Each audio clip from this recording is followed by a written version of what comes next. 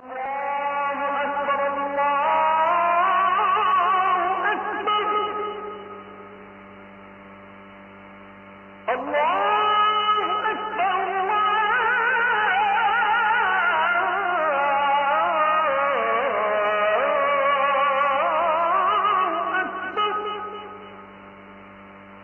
কি কোনো যুক্তি দেখাতে পারবেন যে এই কারণে আমরা মাথা ঢেকে রাখব আর মুখে দাড়ি রাখব?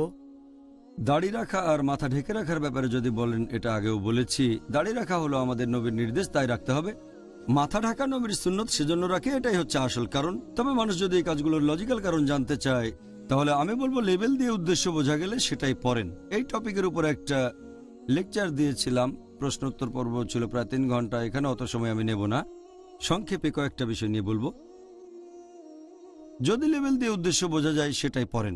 যদি যান কোনো কনফারেন্সে, সেখানে প্রত্যেকে একটা লেবেল লাগায়, নাম লেখা থাকে যে ডক্টর ওমক, এটা হলো ইনফর্মাল পরিচিতি।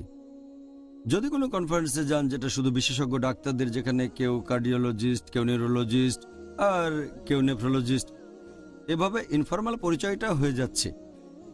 একইভাবে মাথায় টুপি পরা, মাথা ঢেকে রাখা আর মুখে দাড়ি, এটা ইনফর্মাল পরিচয় যে আপনি মুসলিম। আল্লাহ পবিত্র কোরআনে বলেছেন সূরা আনাম অধ্যায় নম্বর 6 আয়াত নম্বর 54, ওয়াইযা জাআকাল্লাযিনা ইউমিনুনা বিআয়াতিনা ফাকুল সালামুন আলাইকুম। যখন তাদের দেখবে যারা আমার আয়াতে ঈমান এনেছে, তখন বলো আসসালামু আলাইকুম, শান্তি বর্ষিত হোক। রাস্তায় বের হলে মুসলিমদের চিনবেন কিভাবে?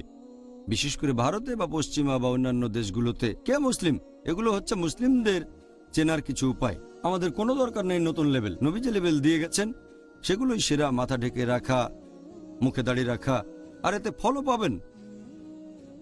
একটা উদাহরণ দিই, যে একবার বোম্বেতে একটা ছোট ছেলে ফল বিক্রি করছে, তার নাম সুলতান। একজন বয়স্ক মুসলিম যে খুবই ধার্মিক, দিনে 5 ওয়াক্ত নামাজ পড়ে, তারপর জাকাত দেয়, রমজান মাসে রোজা রাখে, হজও পালন করেছে, সেই লোক ছেলেটার কাছে ফল কিনছে। তখন সে ছেলেটাকে বলল, সুলতান, তুমি আমাকে সালাম দিলে না কেন? ছেলেটা বলল, আঙ্কেল, আমি ভেবেছিলাম আপনি হিন্দু। চিন্তা করেন, একজন মুসলিম, সে ভেবেছে যে এই লোক মুশরিক। এর চেয়ে বড় অপমান আর কিছু হতে পারে না। ভদ্রলোক খুবই ধার্মিক, কিন্তু মুখে দাড়ি নেই, মাথায় টুপি নেই। কাকে দোষ দেবেন? দোষ দেবেন কি সেই বয়স্ক লোকটাকে না বাচ্চা ছেলেটাকে? লোকটাকে ভেবেছে মুশরিক, কাকে দোষ দেবেন? এখানে দোষটা হবে সে বয়স্ক লোকের, ছেলেটা তাকে চিনতে পারেনি। তাহলে লেবেল দিয়ে উদ্দেশ্য বোঝা গেলে সেটা পড়া উচিত। এরকম অনেক উদাহরণ দেওয়া যায়, যেমন ধরেন অনেক উপকার পাবেন আপনারা। ধরেন আপনি বাসে বা ট্রেনে করে কোথাও যাচ্ছেন, সেখানে হয়তো একজন মুসলিম বোন হিজাব পরে আছে। এখন অমুসলিম দেশে হয়তো সেই মহিলাকে উত্ত্যক্ত করা হতে পারে। ধরেন সেখানে 10 জন মুসলিম, কেউ কাউকে চেনে না, কিন্তু প্রত্যেকের মাথায় টুপি আর মুখে দাড়ি। বাসের ভেতরে তারা বসে আছে।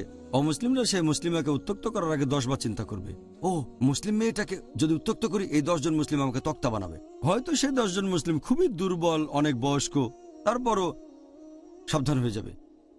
এই কারণেই লেভেল পড়াটা ভালো, কারণ এতে করে আপনার উদ্দেশ্য বোঝা যাবে। ধরেন একজন ডাক্তার, তার নামের আগে ডাক্তার শব্দটা বসায়, কারণ সে ডাক্তার হয়ে গর্বিত। তার গাড়িটার সামনে একটা ক্রস, রেড ক্রস, মানে সে একজন ডাক্তার। রাস্তাঘাটে চলতে গিয়ে কোনো রকম দুর্ঘটনায় পড়লে ক্রস দেয়া গাড়িটা থামাবে না। একইভাবে একজন মুসলিম হয়তো সমস্যায় পড়েছে, সাহায্য দরকার, তখন দেখলো যে একজন মুসলিম যার মাথায় টুপি, মুখে দাড়ি, তার কাছে সাহায্য চাইবে, সে মুসলিমও সাহায্য করবে। আমার নানা দাদারা গল্প করতেন যে বোম্বেতে আগে যখন কেউ ট্যাক্সি ভাড়া করতে যেত, এমনকি অমুসলিমরাও দেখে শুনে এমন ট্যাক্সি ভাড়া করত যার ড্রাইভারের মুখে দাড়ি আর মাথায় টুপি আছে, কারণ তারা জানতো এই ড্রাইভার সৎ। তারা এমন দোকানে কেনাকাটা করতো যার মালিকের মুখে দাড়ি আর মাথায় টুপি আছে। দুর্ভাগ্যজনকভাবে এখনকার দিনে এই লেভেলগুলো বদলে গেছে। মুসলিমরা এখন টুপি পরে শুধু ভাব দেখানোর জন্য যে দেখো, আর দুর্ভাগ্যজনকভাবে মিডিয়াও প্রচার করে যার মুখে দাড়ি আর মাথায় টুপি আছে সে একজন সন্ত্রাসী। আমার বিভিন্ন লেকচারে এই অভিযোগের উত্তর দিয়েছি। তাহলে আমরা দাড়ি রাখবো আর মাথায় টুপি পরা, মাথা ঢেকে রাখা, এটা একটা সুপারিশ করা সুন্নাহ, আর দাড়ি রাখা ফরজ। তাহলে আমাদের এগুলো মানা উচিত, এগুলো নিয়ে গর্ব করা উচিত মুসলিম হিসেবে। জাযাকাল্লাহ খায়ের ডক্টর জাকির। আর আমরা আজকে আমাদের অনুষ্ঠানের শেষ পর্যায়ে চলে এসেছি। আমার ধারণা আমরা আজকে আমাদের নবীর সুন্নত সম্পর্কে অনেক কিছু জেনেছি। সুন্নতের সংজ্ঞা জেনেছি, সুন্নত জিনিসটা কি, আর মুসলিমদের কেন সুন্নত পালন করা উচিত, বিশেষ করে এই রহমতের মাস রমজানে। প্রিয় ভাই ও বোনেরা, আশা করি ইনশাআল্লাহ এই অনুষ্ঠান দেখে আপনারা যথেষ্ট উপকৃত